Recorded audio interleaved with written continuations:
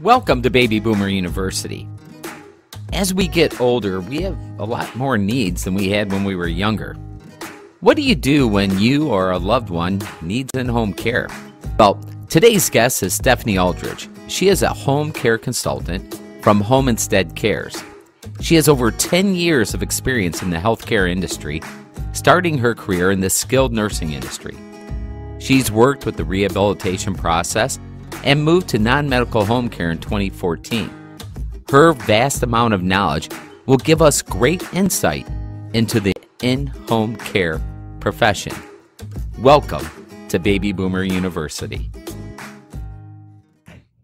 So right now we've kind of talked about a little bit about this sandwich generation we're living in. As baby boomers are taking care of both adults, their elders, and their kids. And two parts of that questions. One, I know we work with a lot of the elders, and whenever we do, we have to ask permission if they want their adult children involved in the process. Okay.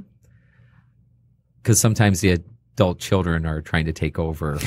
Yeah, that's true. And the second one is, what kind of suggestions do you have for those adult children that are needed in the process, or how do you get them involved in the process? So that's a pretty open question. Yeah. Well, you know what? To be honest, the adult children, they're the ones that are calling us. Okay. They call us first, and they are all on board for Home Instead. Nice. That is nice, but the senior, the client, they have to be on board. If they don't want it to happen, it is not successful, because they're the ones that actually are having the caregivers in their home. Right.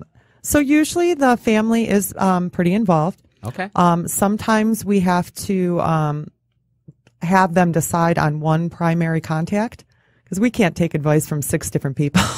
We do the exact same thing because we have the same scenario. It's like, who's going to be the main contact here? Period. You disseminate. Yeah, because it gets way too complicated when they're all suggesting different hours and different tasks for our caregivers. So just one person. It's kind of like when you were a kid and you played that landline game where you whisper to this person, so on and so forth. By the time it gets to that 6th person, it's like, okay, the daycare giver is coming in from midnight to 2 in the morning.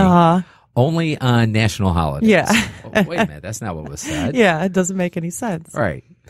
Well, very cool. Now, what else how would you then say, okay, adult children, this is a big segue for your elders in your life.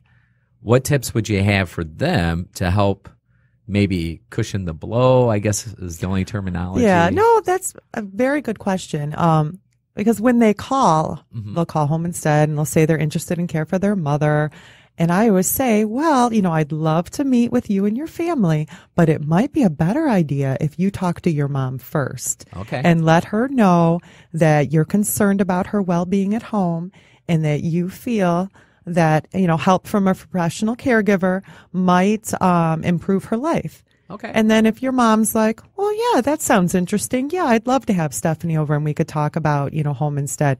But then if your mom says, oh, no way, I don't want that, then I could still come over and talk to you, but chances are it might not be successful. So we want everyone on board. Sure. Now, and I imagine sometimes there's just a period of time for the elder to get adjusted to the thought. And do you sometimes have people who are just like, yippee-yi-yay, let's go? Yeah. Oh, some people, they love it. I mean, when we actually have a senior call our office and say, I need help for myself, we're like, wow, they get it. It's that unusual. Yeah. Oh, yeah. They don't. Wow. In their minds, they don't need help, apparently. I'm not sure, but that's what happens. But once in a while, they will call the office and they'll say, I need assistance for myself. I love my home and I want to remain in my home. And I realize that if I want that to happen, I need to bring in some help. So good for them. Yeah. Oh, that's wonderful. Yeah. It's, I guess, just something to educate. And like this program now, this helps educate people. Yeah. For sure. And then they'll say, oh, there's options for me out there, Absolutely. Now, what would be like the perfect client for you? So at what point does it go beyond, or what point, I don't know if you've ever walked into a scenario where you look at it and say, you don't need us yet, guys, or I don't know. So what's that perfect client look like? Well, you know what? If the senior's living alone, chances are they could always use some help. Oh, just for the socialization. Just for the socialization. If you are walking with a walker, how about for a good example? Okay. Chances are you do need some help. How are you preparing a nutritious meal for yourself if you're supposed to be using a walker? How are you carrying the laundry basket with your walker? It's very difficult. And then when it comes down to, they're not actually using the walker. So then it's a safety issue.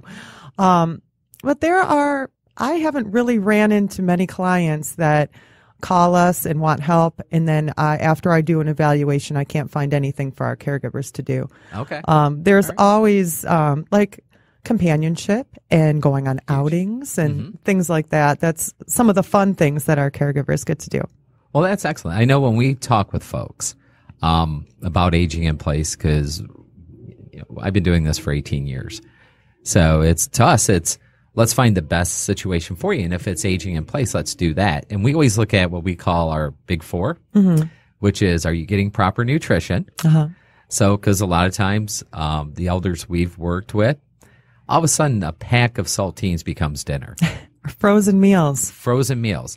So one of the tips we give the adult children we're working with is when you go over that once a week visit to visit mom, snap a photo of the inside of the refrigerator. The following week, pull the photo up, look in the fridge, and compare to get a good idea. Because oftentimes, I'm sure you get this too, where they'll say, "No, Dad's eating." Well, but what is he eating? Yeah, So ours is proper nutrition, taking your meds, and you guys help with that. Yes, we do. Yes. The next one is socialization, which here again, I totally agree with you. It's the most understated issue that's going on right now with our elders in our country. And the transitions we've seen with people has just been amazing. And the fourth is if the property is safe for their environment. So one of the things I had asked you that what makes your business stand out, but I want to read this to you because I thought you didn't mention this, and this is really, I thought was super cool. So this is one of your reviews. We were getting ready to move Dad to an assisted living facility. And because the doctor's delay in getting an order for a chest x-ray, we had one day to get it done. None of my siblings and I live close to my dad. Home instead walked me through getting the order from the doctor directly to St. John's Medical Center and then arranged for my dad's caregiver to take him for the chest x-ray. I can't thank the staff enough for calming me down and helping my dad. Well, that's a good review. That's well, I thought it was just outstanding because here's someone that's transitioning to an assisted living facility. But you guys it sounds like you tend to go above and beyond. Oh, all the time. I mean, we help them through the whole process, through we go there, we do an assessment. We write up a plan of care. Then we're educating and introducing the caregiver to the family. We make sure it's a good fit. We have a nurse that does quality assurance visits. Let's say after a week they call and they say, "Oh, I'm not sure about my caregiver." Okay. We really discuss it with them because I don't believe in a week you really get a chance to get to know the caregiver. And sometimes it can be just a matter of speaking to the caregiver and giving them a little bit of advice because everyone's different and all our caregivers have amazing training. So everyone's capable of doing the job. It's just that everyone has a different personality. So some people are very talkative and some people are very quiet. And sometimes it's easy as just telling the caregiver, okay, now they don't like having conversation all day long. And they say, oh, easy fix, Right. I mean, so sometimes it's very easy to make a good match. Excellent.